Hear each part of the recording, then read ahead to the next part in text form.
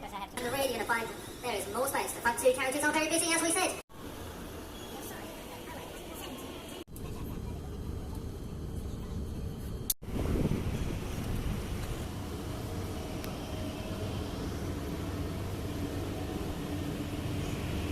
Hope you don't feel too tired later on. Yeah.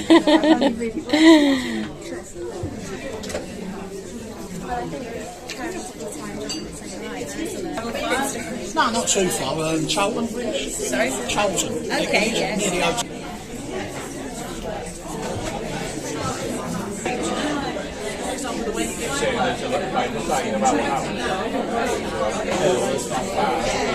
Wow, okay. However, but you still do something because then, especially mentally. How are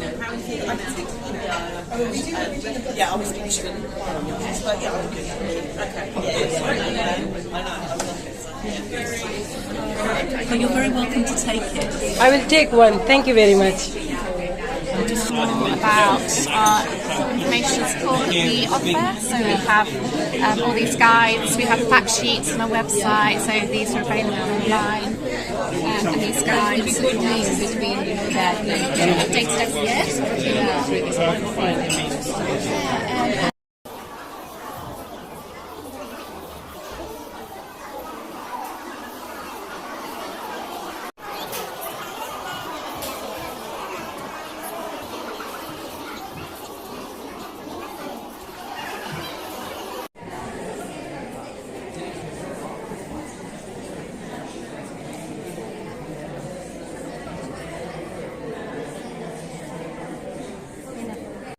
Know me, and a very, very warm welcome to all of you to our 2024 Carers UK Members Conference.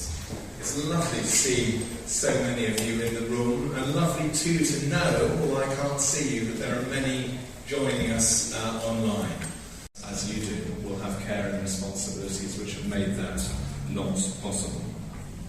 So this is a long day, and members should feel free to step out and take a break when you need to. There is a prayer room, so if people wish to pray, it's out of this door, left towards the lift, and then left again. It's got poetry workshop on it, but that is our prayer room. And those joining online should of course feel free to have the conference running up on in the background as you go about your day. Your feedback on the hybrid approach. To this first ever hybrid members conference. When I was writing my notes for today, I realised that in my 5 years at Carers UK, I've only ever done one members conference face to face back in 2019, and what a different world it is that we live in now.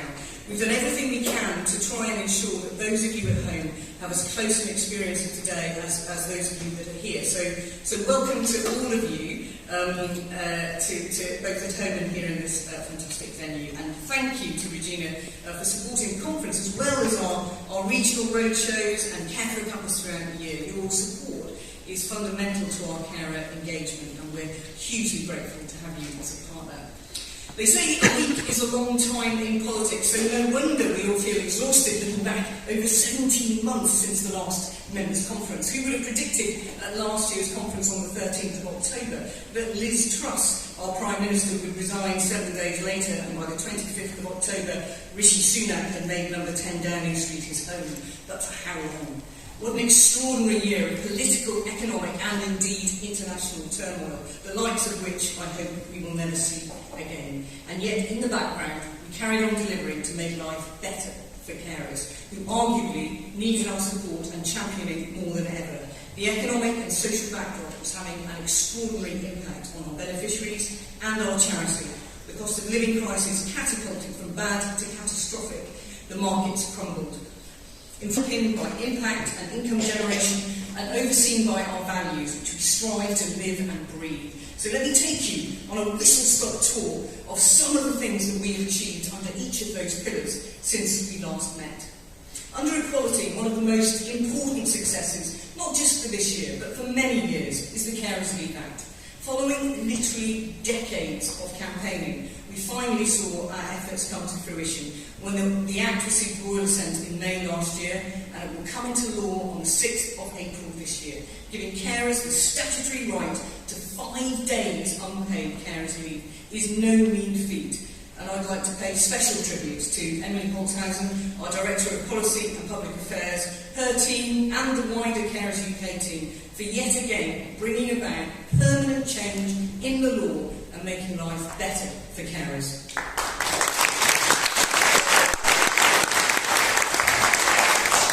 The big successes in Northern Ireland last year was being invited to sit on the Department of Health's Social Care Collaborative Forum, a board that is charged with driving forward reform of the social care system in Northern Ireland. We co-chair a work stream on supporting unpaid carers, allowing us to put carers at the heart of the reform process and deliver critical influence that will shape carer policy for generations to come. In Carers Week last year, we joined the Minister for Care. We asked the Minister of Care to hold a cross-government meeting to join up the work on carers right across government, and they did. And they invited carers to a reception at number 10. 103 MPs and peers attended our drop-in event in Parliament. This year, our theme is putting carers on the map.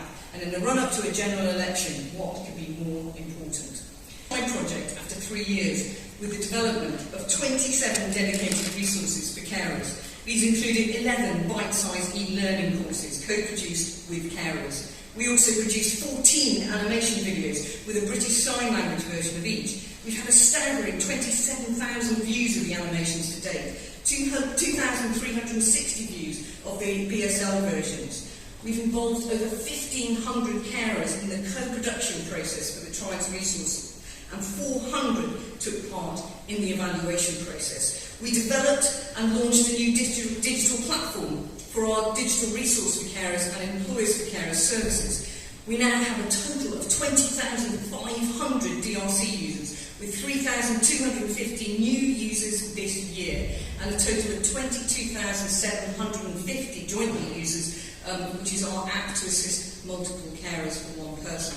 We've also delivered a new enhanced digital resource for carers, service to Leeds City Council as a pilot, and in Wales we've developed a carer information animations in Polish, Punjabi, Urdu and Romanian to truly be inclusive and reach those caring whose first language isn't English. Carrying on with the numbers, we reached a membership of 49,873 carers just yesterday, I was told, so that's just 127 new members needed to reach that magical 50,000 milestone for the first time in our history. They are not available, that our social care system is rarely fit for purpose due to the lack of investment and support. We know that working carers are still facing huge challenges juggling work and care, and many of you are waiting too long for your own healthcare needs. So whilst we celebrate what we have achieved, it is this invisibility, the injustice and inequality that makes us all more determined to fight harder for your rights, your benefits, your breaks, to stand up and be your voice when you can't be. And we promise that together we will continue to do everything in our power to make life better for carers. Thank you.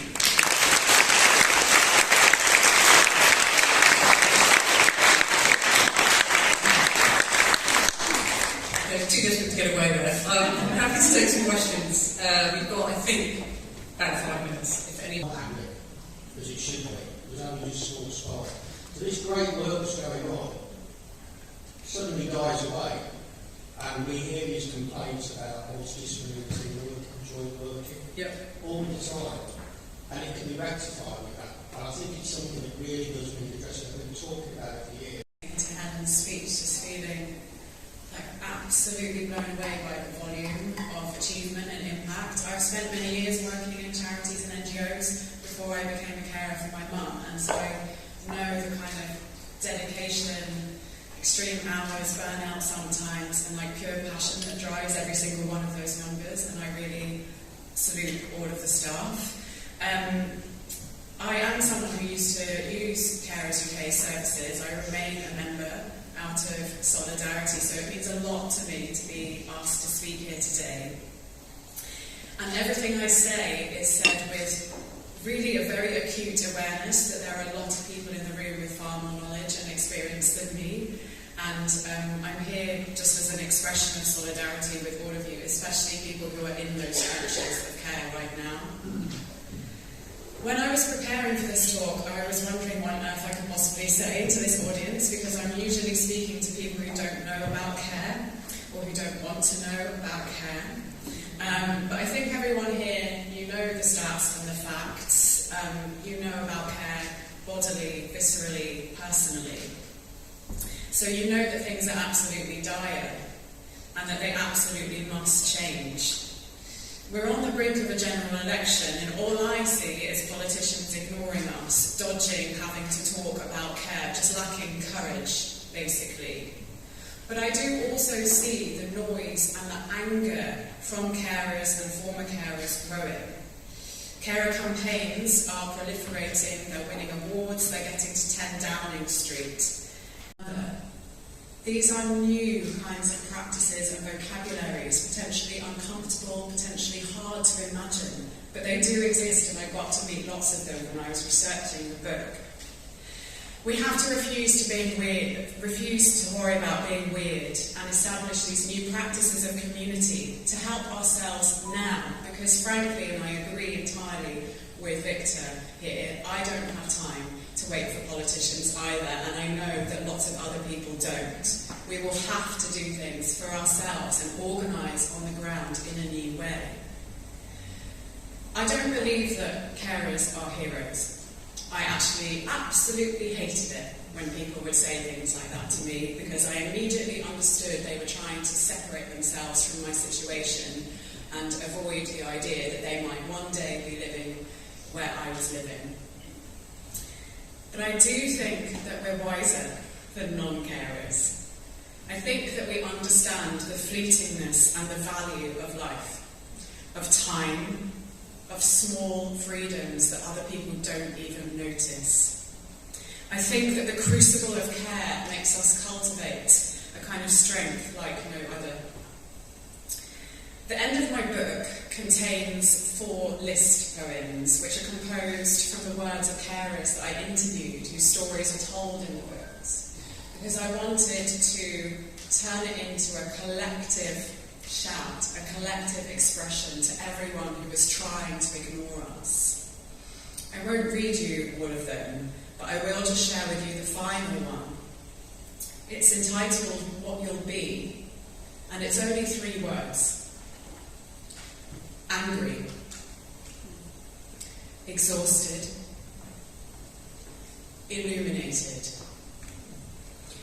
We, the carers, are people who have confronted the hardest parts of being human, and we've kept our hearts beating through it all. I don't think we'll stop imagining that better future. I don't think we'll stop fighting. And I don't think we'll stop winning. Thank you.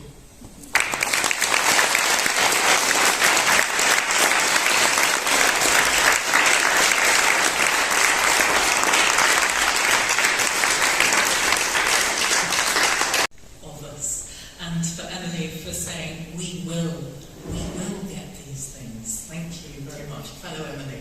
So every time somebody says Emily, I think, did I? So we're going to talk about the general election. I wanted to say a big thank you. So first of all, it's so lovely to see some of you I've known for many, many years in person. What a joy. It's 5 years since we've done this membership conference in person, and it's absolutely wonderful. And a big thank you to all of you in this room or online who have contributed so much to our surveys and our campaigns. You've come with us to Parliament. You are the people who make the difference. So thank you. So, a Westminster general election. Any thoughts when? You've got people saying like now, what do you know?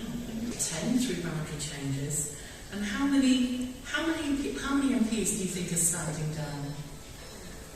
95. Somebody's got a nice jazzy tone. 95 people are standing down at the next election. That is 1 in 7 MPs.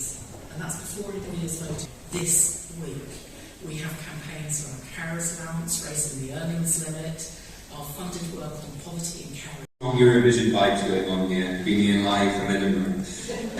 Hi everybody, my name is Richard, I'm the Director of Cares Scotland. I'm hoping you can see and hear me, I'm also hoping you can see my slides. I have two slides. The first one, I'm going to talk to you a little bit about the election in Scotland, and then a little bit about the election in Northern Ireland.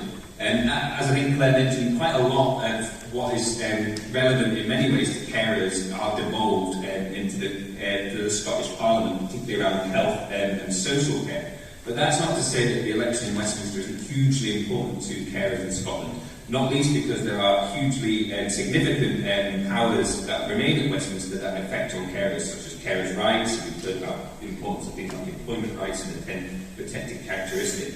But also because of the way that our funding works in terms of what comes to Scotland and for our block grants, that is impacted by what is spent at Westminster. So governments that spend more on health and social care, that spend more on benefits and welfare, lead to greater consequential funding that can come to Scotland and allow the Scottish Government to spend more on things that are important to carers in Scotland too, and also in Northern Ireland as well. So the election is hugely important to us. In Scotland, again, it has been very much dominated by one political party for the last decade, and that's the SNP. We're currently around 43 of the 59 seats at Westminster, and we are also in Scotland losing a couple of seats, not quite as bad as in Wales, to the boundary changes, so there'll be 57. And very much like in other parts of the UK, the political landscape has shifted somewhat in Scotland in recent times, and whereas the SNP have dominated for quite some time, certainly going into this general election for the first time in a long time, the Labour Party are back, certainly on an even keel in terms of the polling that's being reflected at the moment, and actually the SNP and Labour seem quite tight in a sort of two-horse race to see who will take the most seats. And that can be hugely significant. Looking at the polls across the UK, we know that Labour are on course at present for a pretty substantial win that could lead to a significant majority. But if that tightens up a little bit, then actually the seats that they might win in Scotland could be significant in terms of whether they make a majority or what the size of that majority is. And of course, Labour in Scotland has historically contributed quite a number of cabinet ministers and ministers to Labour governments, so there's potential that future Labour government ministers and cabinet ministers will be from the Scottish Labour Party. So the election in Scotland is hugely up for grabs. It's really important for us in Carers Scotland. And we will be working, as we've historically done, with our partners across the national carers organisations and producing a joint manifesto.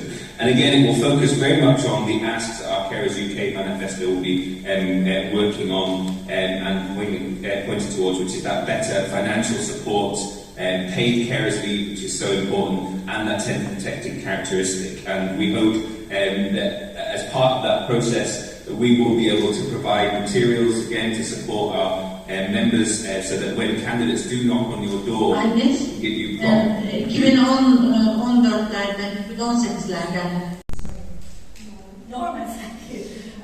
Norman was saying a very, very rare condition called multiple system atrophy, and it affects all systems of the body, and from diagnosis to death is about 8 years, and in that time you see your loved one just absolutely disintegrate in front of your eyes.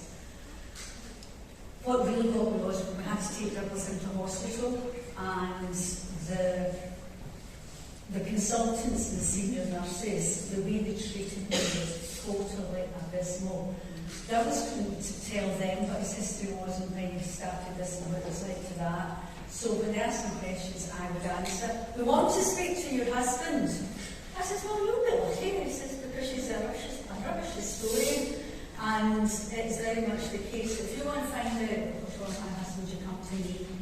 So I became the expert in my husband's condition, and it was really, really to give it all up to become my husband's full-time carer. And that job at that point, I didn't know how difficult that was going to be.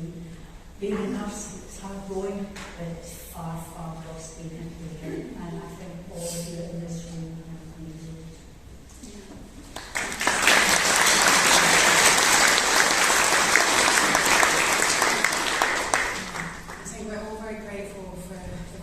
solver, the go-to person for anyone who needed help. I ran away from the circumstances in which I found myself. For years, my Ros and me ran as fast as we could from MS and its consequences. I filled my mind with tasks. I volunteered for anything and everything. I never said no. I loved it when people told me I was amazing and they did not know how I managed it all. The truth was, it was a voice in my head saying, "Nor do you, Norman." But the more I took on, the less I had to think about my reality. Don Quixote became my hero and dreamed the impossible dream I had for him. Because of what happened that Sunday, a safeguarding issue was raised by a warden. This forced the health and social care system to take notice. Additional help has been provided. They no longer willing to do about that.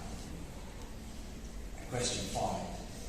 Think how you can really enjoy the process when you're going through that problem. So that's my tip. So thank you. Thank you so much.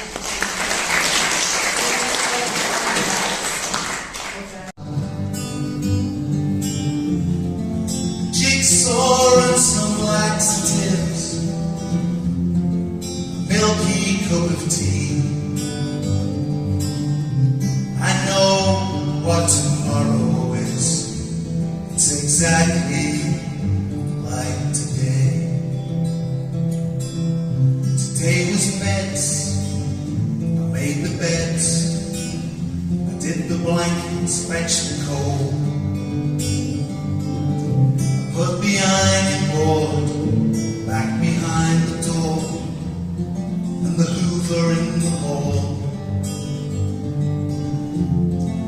Glucose pen, a mobile alarm, a safe that holds a key. I know what tomorrow is. It's exactly like today. And I know what tomorrow is. I know what it's going to be.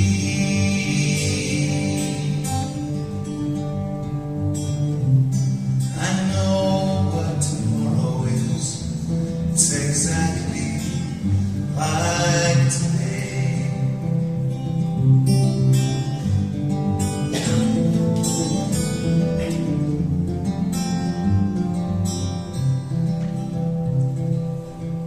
Paddington bed in a recliner chair, a hoist above the bed. Volunteers come in once a month to paint your nails red. But I am here every day. I rarely get away. And I know what tomorrow is. It's exactly like today. I know what tomorrow is. It's exactly like today.